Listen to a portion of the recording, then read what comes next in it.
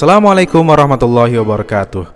Halo anak-anak, kembali lagi pada pendalaman materi subtema 3 dengan judul Pentingnya Menjaga Asupan Makanan Sehat. Nah, pada muatan pelajaran pada subtema 3 kali ini kita akan awali dengan muatan pelajaran bahasa Indonesia dengan materi isi dan keunggulan iklan elektronik. Nah, untuk mengetahui isi dan keunggulannya, kita bisa buat daftar pertanyaan seperti apa isi iklan tersebut, isinya tentang apa, apakah tentang makanan, apakah tentang jasa yang ditawarkan. Kemudian yang kedua, apa produk yang diiklankan pada teks iklan tersebut, apakah produk minuman, apakah produk makanan. Kemudian apa keunggulan produk tersebut, keunggulannya apa yang bisa ditawarkan. Kemudian yang terakhir, apa yang membuat iklan tersebut menarik. Nah, itu adalah daftar pertanyaan untuk mengetahui isi dan keunggulan iklan elektronik. Kemudian kita lanjutkan pada muatan IPA, gangguan pada organ pencernaan manusia. Faktor yang dapat menyebabkan gangguan sistem pencernaan diantaranya yang pertama, ada kurangnya asupan makanan berserat, contohnya sayur, buah-buahan, itu ya. Kemudian yang kedua, pola makan yang tidak teratur. Contohnya dalam satu hari hanya 3 jam untuk tidur, atau tidurnya itu tidak terjadwal dengan baik, maka akan mengakibatkan gangguan pada organ pencernaan manusia. Kemudian yang terakhir adalah makanan dan minuman yang tidak bersih atau higienis. Apapun makanannya dan minumannya, kalau kita konsumsi dengan keadaan yang tidak higienis ataupun kotor, maka akan menyebabkan gangguan pada organ pencernaan.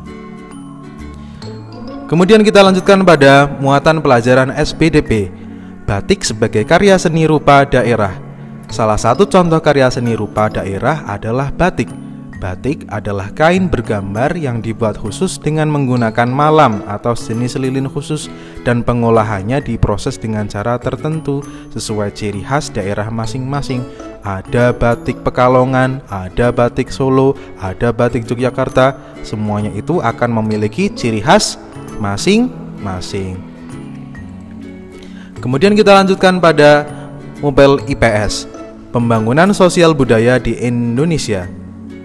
Nah, dengan membeli produk hasil karya budaya daerah-daerah di Indonesia, berarti kita juga telah turut berpartisipasi dalam proses pembangunan sosial budaya di Indonesia.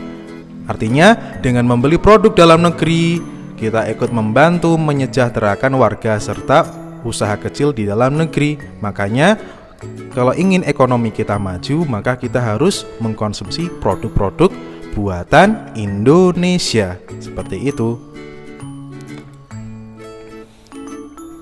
Kita lanjutkan pada mobile bahasa Indonesia.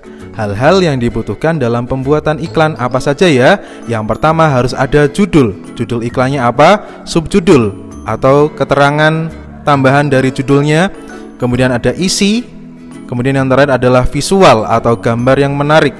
Jadi gambar itu termasuk yang paling penting karena akan membuat penonton atau penontonnya itu yang melihat bisa tertarik. Kemudian kita lanjutkan pada mobile IPS, keragaman sosial budaya Indonesia dan manfaatnya. Manfaatnya apa saja ya? Menumbuhkan rasa nasionalisme atau rasa bela negara sebagai identitas bangsa di mata internasional. Jadi Indonesia akan terkenal dengan identitas keragamannya. Yang ketiga adalah memupuk sikap toleransi sehingga persatuan Indonesia tetap terjaga. Apapun perbedaannya, kita harus saling menghormati. Kemudian sebagai ikon pariwisata sehingga menambah pendapatan nasional. Keberagaman di Indonesia itu kalau dimanfaatkan dengan baik, maka akan menghasilkan pendapatan nasional karena akan menarik wisatawan dari luar negeri. Dan yang terakhir adalah sebagai sumber pengetahuan dunia. Karena Indonesia itu terdiri dari banyak sekali pulau, banyak sekali suku, maka itu semua akan menjadi pengetahuan seluruh umat di dunia. Kemudian kita lanjutkan pada mobile PPKN, keragaman dalam suatu organisasi. Organisasi merupakan salah satu contoh bentuk keragaman yang ada di sekitar kita. Contohnya ada organisasi kelas yang terdiri dari ketua, sekretaris, bendahara. Nah, itu semua kumpulan dari bagian-bagian itu yang dinamakan dengan organisasi. Dalam sebuah organisasi, keragaman yang dimiliki oleh tiap-tiap anggotanya disatukan dalam satu tujuan. Jadi dalam satu organisasi itu harus memiliki visi yang sama, harus memiliki tujuan yang sama, tidak boleh terpecah belah karena akan menghambat atau menghalangi tujuan yang disepakati bersama. Kemudian IPA. Kita lanjutkan pada penyakit pada organ pencernaan. Jadi penyakit organ pencernaan bermacam-macam. Ada yang disebabkan oleh bakteri dan virus, ada pula yang disebabkan oleh kekurangan serat dan vitamin. Itu ya. Pada subtema 2 kalian sudah mempelajari, kalian boleh membuka kembali. Kemudian pada mupel SPDP, ciri-ciri karya seni batik. Ciri-ciri batik tradisional itu di antaranya coraknya memiliki makna simbolik. Makna simbolik itu berarti batik itu memiliki simbol perwakilan dari daerahnya sendiri, jadi menggambarkan daerahnya. Kemudian umumnya bermotif ular, pagoda, geometris serta barong. Kemudian ciri yang ketiga, warna cenderung gelap. Motif batik merupakan ciri khas daerah asal, itu ya. Jadi menggambarkan dari daerahnya masing-masing. Kemudian ciri-ciri batik modern seperti apa?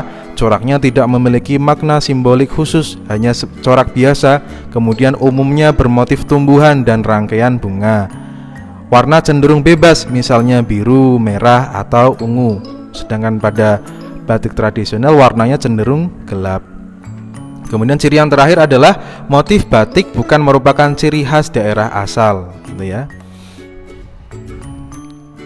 Kemudian yang terakhir ini materi SPDP tentang macam-macam motif batik Nusantara. Nah, kalian bisa amati sendiri bagaimana perbedaan antara batik setiap daerah, mulai dari batik Aceh, batik Jakarta, batik Cirebon, batik Riau, batik Solo, batik Yogyakarta, batik Tegal, dan yang terakhir adalah batik Pekalongan.